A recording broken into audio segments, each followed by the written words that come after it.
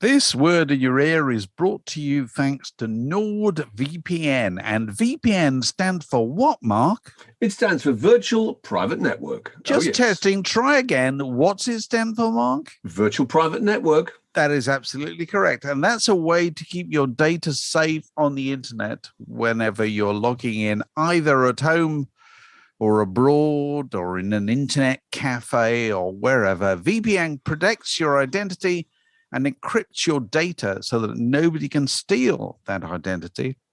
And at the same time, here's the fun bit. It enables you to access the internet via servers in more than 50 different countries. And this means you can often sidestep region restrictions and stream movies and TV programs from all around the world. And I've been doing just that this very morning, Mark. Go on, what have you been looking at? While waiting for Alex to get out of the shower, I was looking at... plenty of opportunity. I was enjoying the many splendors of Swedish Netflix, which has the most wonderful repository of strange old British comedy programs and TV films. I think I watched a bit of Mutiny on the Buses this morning. Oh, my Lord, how wonderful. I also saw The Lovers, starring Richard Beckinsale and Paula Wilcox from the early 70s.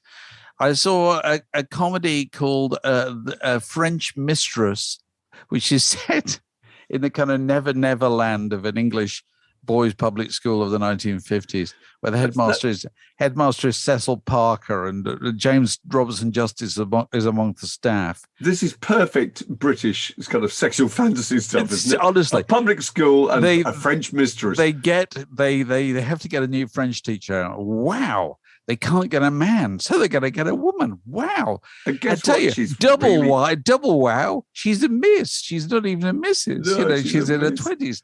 And three lemons, anything off the top shelf, when you like a cuddly toy or goldfish, she's French. She's French even more. And therefore... And the French are pretty loose, we're told. So she can't come in a room without a frowsy trombone going wah, wah, wah, wah. wah. And then when there's a failed advance by a small schoolboy, there's a bar. It's like the scene from Danny Baker's autobiography. Do you remember that scene where the teacher falls in love with them at school and invites them round for supper? Oh, it's absolutely extraordinary. So I've also been watching a bit of one of my favourite films, the 1948 film of Graham Greene's Brighton Rock, which you must know, with Dickie Attenborough as Pinky, and William Hartnell is in it and so forth.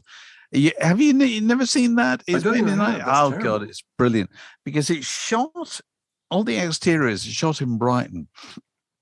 And obviously at the time, Brighton was trying to give itself a new post-war, slightly more upmarket reputation, which can be the only explanation for the fact that at the beginning of the film, you get a really long caption before anything happens. And the caption reads as follows, Mark. I actually transcribed it. Here we go. This is what it says at the beginning of Brighton Rock, 1948, before you see any of the action. It says, Brighton today is a large, jolly, friendly seaside town in Sussex.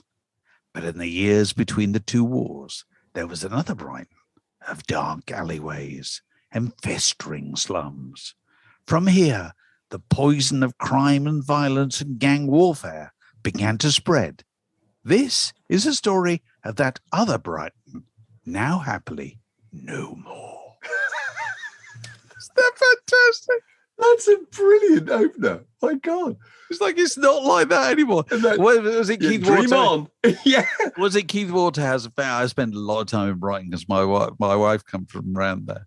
And I was a Keith Waterhouse, famously, the best ever quote about Brighton. It says, Brighton is a town that always looks as if it ought to be helping the police with its inquiries. That's fantastic. That's brilliant. I can remember I lived there for a while. I remember doing my first London to Brighton bike race. and arriving and being greeted by the Bangkok Ladyboys, guys who've been up all night, clearly in a nightclub, just come out to see the men in lycra arriving. I thought, this place is so brilliant. I love it. Yeah, can you still say that? Well, we shall soon find out. Yeah.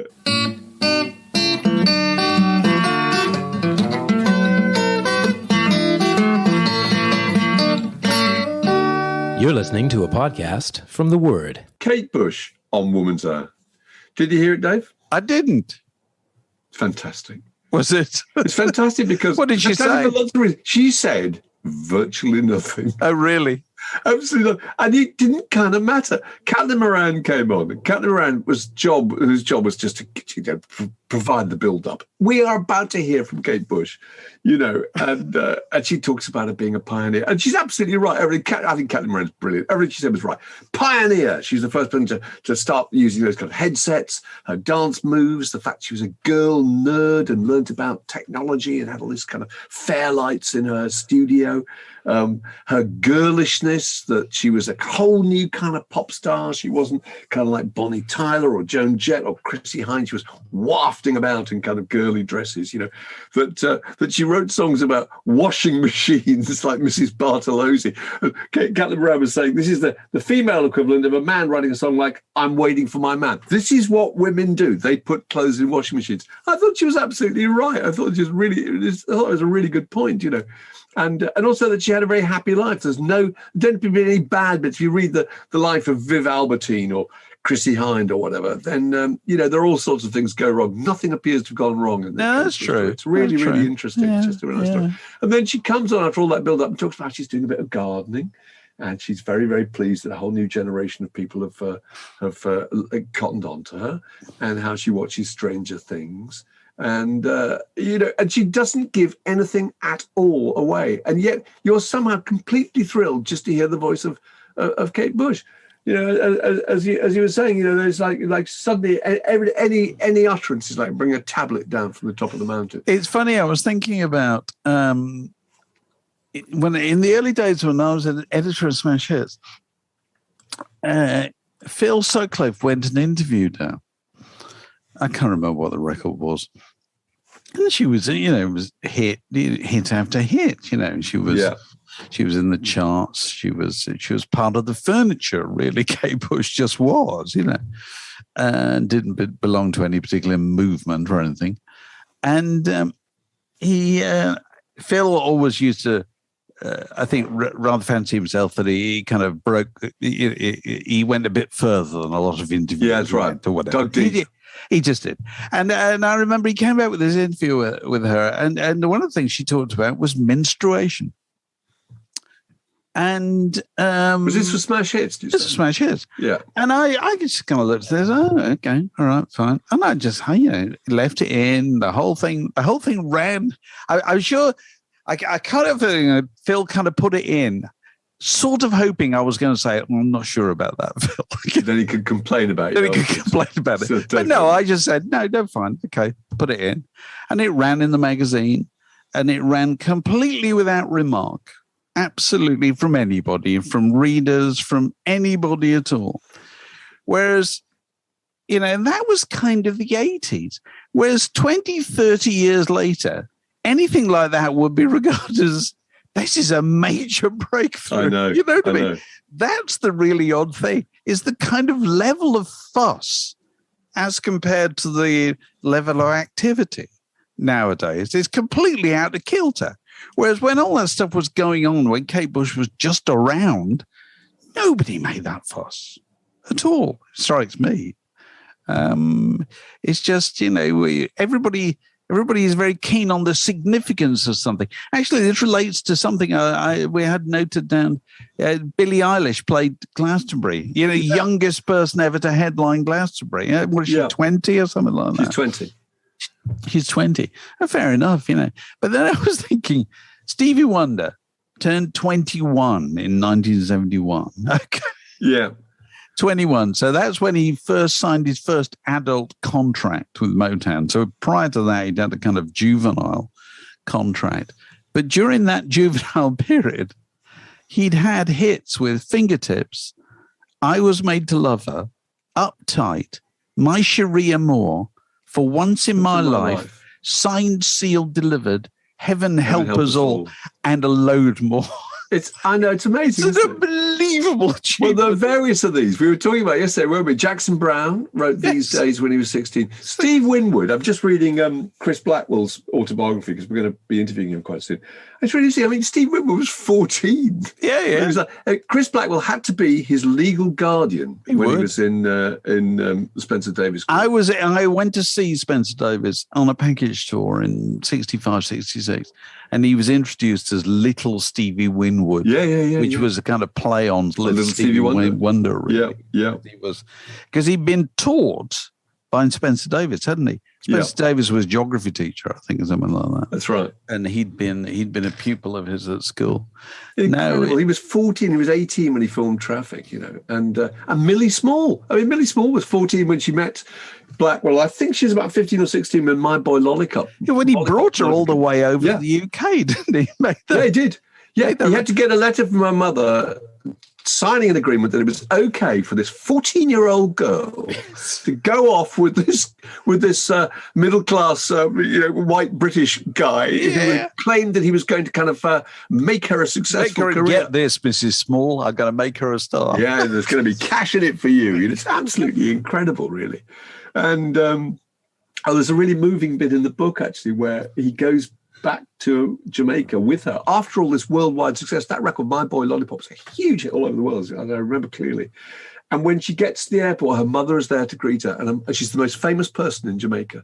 And her mother stands there, kind of paralyzed with awe, really, and simply curtsies to her own daughter. Really? And at that point, he thinks this is somehow kind of wrong, and he gets out of the whole pop music business and goes into rock and roll. It's really interesting, actually. But others, Rankin Roger was 16 in the beat. Alex Chilton was he 16 really? In the box. Was I think 16. He was there. Alex Chilton was very Alex young. Chilton was 16 in the Box Tops. Peter Frampton 16 in the Herd. Annabella Lwin, 15 in Bow Wow Wow. That I still can't believe the Bow Wow Wow story. That a 15-year-old girl could have been making records like that. It's astonishing. I watched a bit of Billie Eilish on the telly last night. They had the Glastonbury highlights, who I thought was really good, actually. But it's very interesting because Billie Eilish's show, I'd never seen it before, consists of her brother and a drummer, and that's it, and her singing at the front, and everything else is on some huge, great sound bed. But she manages to hold the attention through this. I mean, they're very good songs, and she's quite charismatic. But through this absolutely astonishing, Sonne Lumiere. It's an amazing light show. There's pyrotechnics, there's fireworks going off. And I thought, she's headlining, but would this work in the afternoon? I mean, if it's all about smoke and lights, you simply couldn't do it in broad daylight. No. It also struck me how at Glastonbury, if you're actually there, rock bands really, really work. Rock music carries that huge distance down the valley. But on the telly, it's the dance acts that work. TLC were absolutely fantastic, doing No Scrubs. They're followed by Sam Fender, about whom I know nothing, who was monumentally dull. Just earnest guy with guitar with Ed Sheeran choruses, And it's funny how... say monumentally dull again. I love the way you say monumentally dull. It's pretty damning, isn't it? It's funny this business about daylight, because I've got you're saying that all of Santana were under 22. All under 22. I think the youngest of them was Greg Rowley was 19, I think. Carlos Santana was 21. God. But the whole group, all 6 members of Santana were under 22. Interesting thing about Santana at Woodstock is they were really good. They're fantastic. They were fantastic. It's one of my favourite bits of YouTube, them doing Soul Sacrifice at Woodstock. It's absolutely... But also, okay, here we go. Woodstock, okay? And I'm going to give you 2 acts, and I'm going to ask you to answer. How old? Nighttime or daytime? Oh, okay, that's good. Okay, here we go. Santana, nighttime or daytime? Daytime. Thank you. Crosby, Stills, Nash and Young, nighttime or daytime? I think nighttime. That's correct. Sly and the Family Stone. Which was the wrong thing completely, wasn't it? A little folk harmony act like that.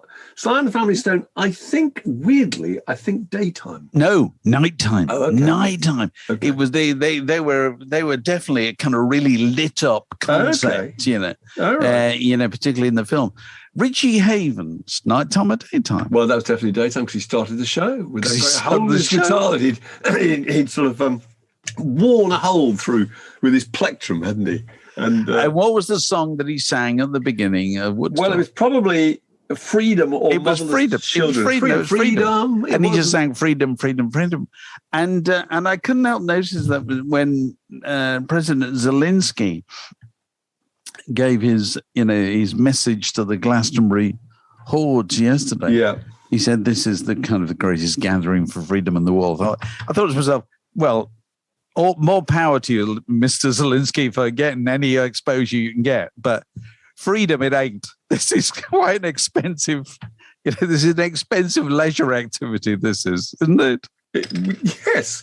Well, there's the freedom to go to a rock festival that I think he's looking at. Okay, it's the same freedom we have to go to a World Cup final. You know, it's all relative. You know? Yeah. But it looks like people's image of freedom. You know, but yes. So anybody else from Woodstock? Okay, Joe Cocker and the Grease Band. Nighttime, daytime. Joe Cocker. Let me have a think. Nighttime? Daytime, I think. Okay. Pretty sure daytime. Pretty sure daytime. The Who, nighttime or daytime? Definitely nighttime. That's right. That's absolutely correct. You've passed, Mark Ellen. Good. You've passed. Good. I paid attention. The Word Podcast. Prime cuts of popular culture served fresh each week. So watching the fallout from the by-elections this week, which is it's always doubly unfortunate if you're the Prime Minister and you happen to be overseas when these things go on, because you can't help looking rather distant from and not particularly in control. And I thought, surely it's only a matter of time before somebody starts using the headline, "Crisis What Crisis?" which of course has a definitely musical history to it. And that led me to look into that musical history, which turned out to be a lot more complicated than I thought, Mark. Because you probably, like me, associate the headline "Crisis with What Crisis" with James Callaghan in 1979. Yeah, but he never said it, did he? He never actually said it, but it was seized upon by a Sun headline writer as being the perfect what he would say if he could. Yeah. Crisis, what crisis? And also it has the great virtue of a headline of being short and having a repeated word in it. So it looks good written down. It looks really good written Yeah. down. And I suppose if you'd asked me, I would have said that Supertramp had then got the idea from that. But that was not the case, was it? The Supertramp record was, I think, made in 1975 or 1976, certainly significantly earlier. And that was just, they had one album called Crime of the Century, and then the follow-up, which was much anticipated. And, we saw the picture of the skeletons of the deck chairs, in the midst of planetary devastation. And the title, Crisis, What Crisis? Which you have to say, as album titles go, is a really good title, isn't it? It's a brilliant title. And but it was years later that came into the mainstream. But anyway, even Crisis, What Crisis was not their invention. I love these things. I know. You pull a thread on the rich tapestry of rock and roll, and you always find it always leads to another thing, and then another thing. The line "Crisis, What Crisis" comes from your favorite movie and mine.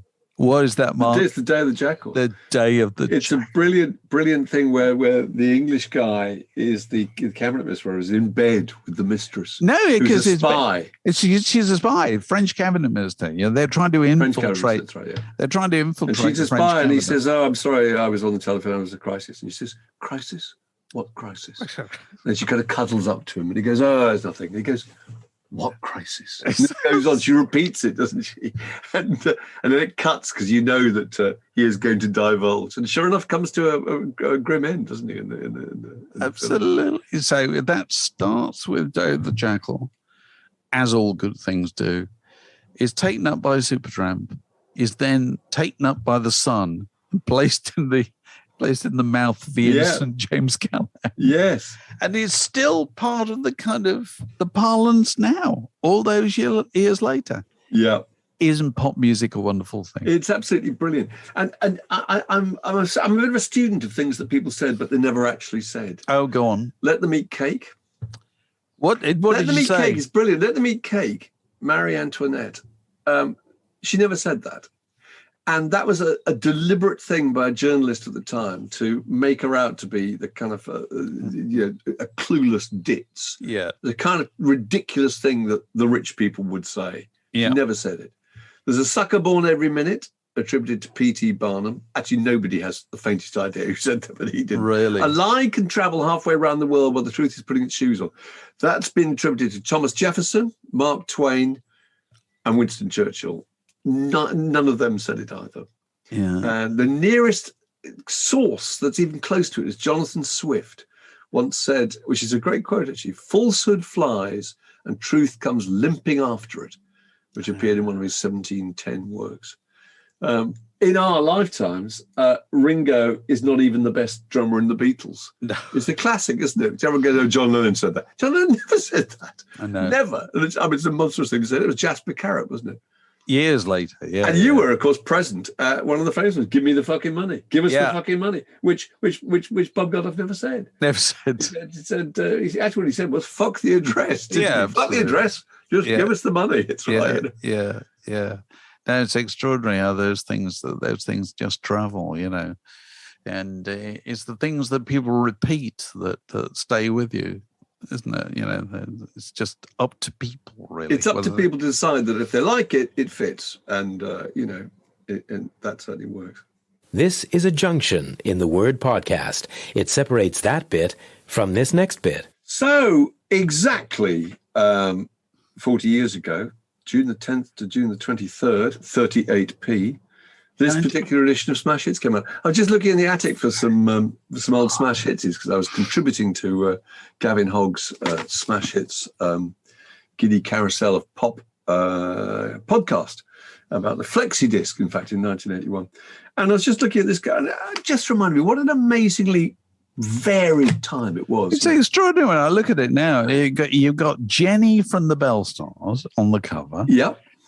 And then you got Monsoon, Kid Creole. Interviewed by Neil Tennant. That's right. Kid Creole and the Coconuts. Blondie, Scritti Politti, Queen, New Order, Classics Nouveau, and Diana Ross. It's such a variety. I was looking at Fred Della's singles reviews, which are really, really funny. And there's a great one about Vic Godard, because we've done a little piece about Vic Godard of Subway Sect, Waiting for Godard. You've got to admit that. Very good. And how he produced a swing album. He says something like, my Uncle Stan was a big fan of Frank Sinatra, and but he couldn't sing. He says, Vic Godard, a big fan of Frank Sinatra too. Unfortunately, he can't sing either. Vic Godard did this. Vic Godard did this. I thought it was a really good album, actually. A big single called "Hey Now, I'm in Love." But the singles reviews, Fred's singles reviews, you got Stevie Wonder as a single of the week, and then you got Smokey Robinson, Dollar, Bauhaus, the Thompson Twins, and Funkapolitan, and you think, and tons more. You think, what a great time. Don't you think? It was just so much going on, so much. So I'm looking stuff. at the albums now. I'm trying to see if I reviewed an album, because people regularly send me things now. They say, look, you reviewed this 40 years ago. Have you changed your mind? Have you changed your mind? You really slagged them off. You really slagged Toyah off. Yeah, I didn't review any of these. I got Toyah's The Changeling, reviewed by Neil Tennant. We got Patrice Rushen, Bev Hillier. Cabaret Voltaire, Neil Tennant again. John Cooper Clarke, done by Pete Silverton. The Shaking Pyramids, my goodness. Oh, remember everybody had a group. Tim Delisle. Everybody had a group like the Shaking Pyramids, didn't they? In the Light of the Stray Cats and so forth. Hambi and the Dance by Neil Tennant. Neil was working his socks off. And then the Rolling Stones, Still Life. Live. 6 out of 10. Show. 1981, done by Tim DeLisle. Of course, the Rolling Stones are, as we record this, I think I'm right in saying, Mark, and they're playing Hyde Park, aren't they? I think they are today. I think they are today. Yeah. Which is, and I was just reading a thing. So 1969 was when they did their first Hyde Park concert, wasn't it? Yeah. It was. So that is how many years ago? That is 53 years. 53 years ago.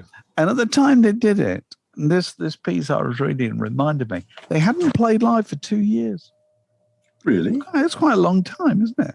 Well, they'd had the kind of psychedelic excursion, and Brian Jones, had been kicked out of the group, and, they got Mick Taylor and everything, but they hadn't actually played live. They'd just done those, their Satanic Majesties and the second Greatest Hits, whatever that one was called, Through the Past Darkly. And, they hadn't played live. Because they stopped playing live, I think in 1967, they played a university in New York State. And Bill Wyman writes about this in his book. And he said, for the first time, there wasn't any screaming. He says, so we could hear ourselves. We sounded terrible. We sounded terrible. And obviously, and actually at Hyde Park,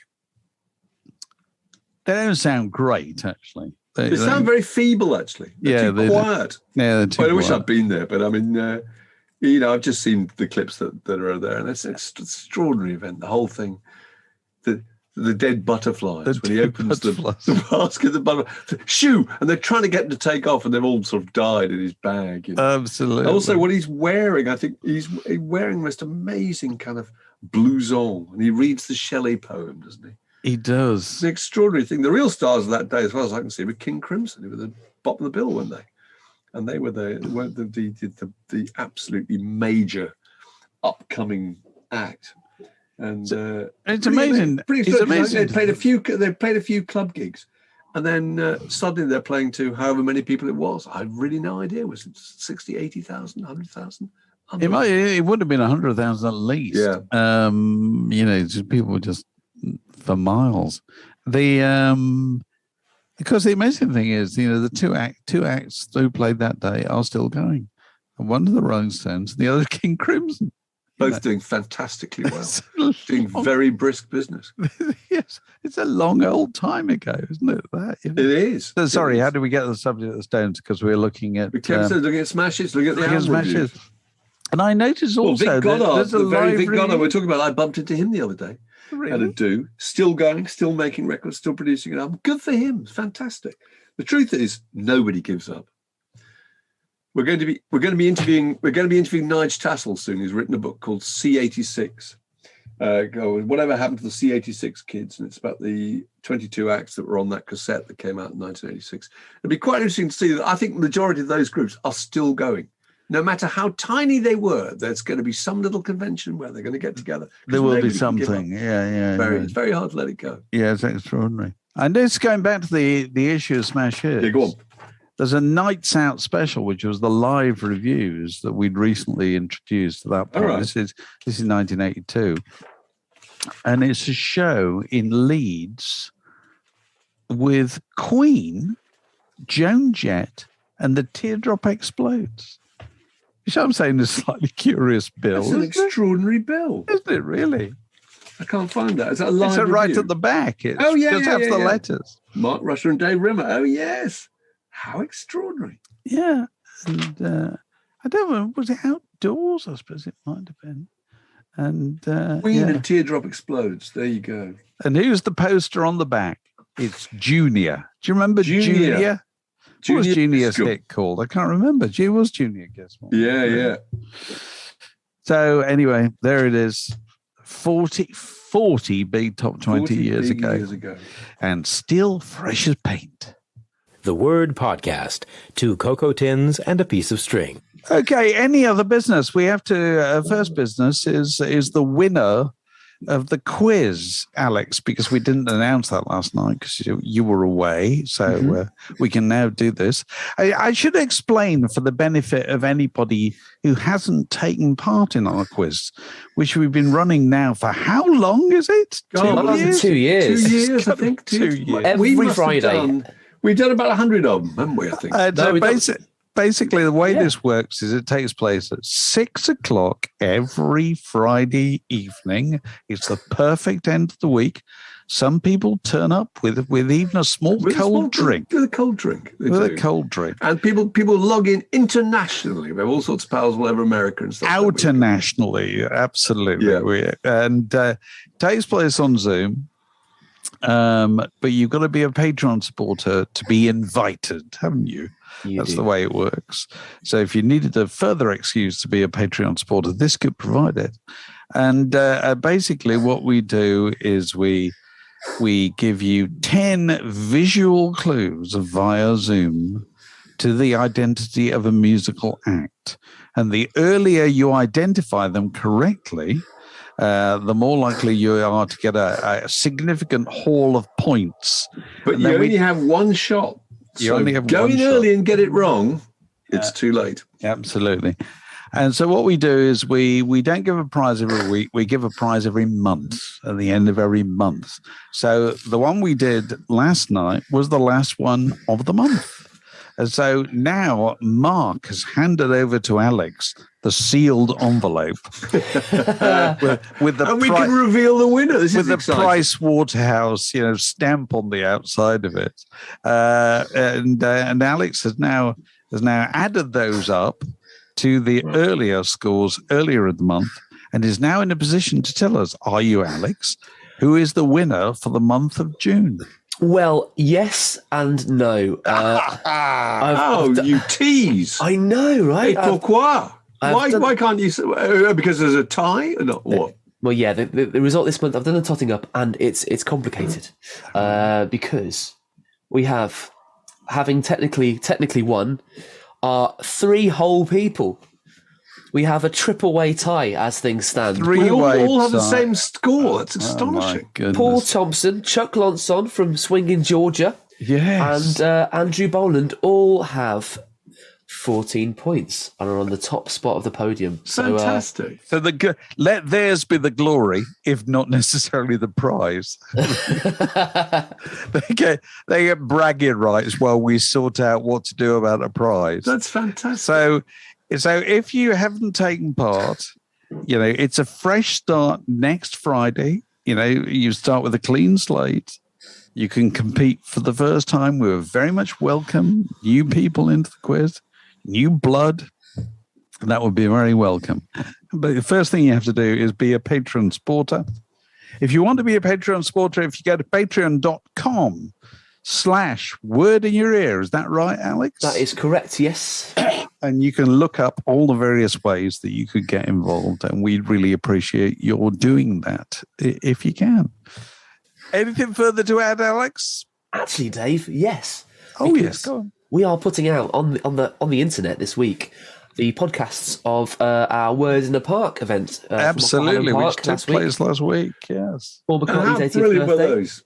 Let's run through those speakers again. There was Jeff Lloyd, wasn't it, the radio broadcaster and presenter? There was Andy Miller, who's the co-host of Backlisted podcast. Danny Baker, who you'll know as a friend of the parish, and of course the great 10cc co-founder and songwriter Graham Goulman.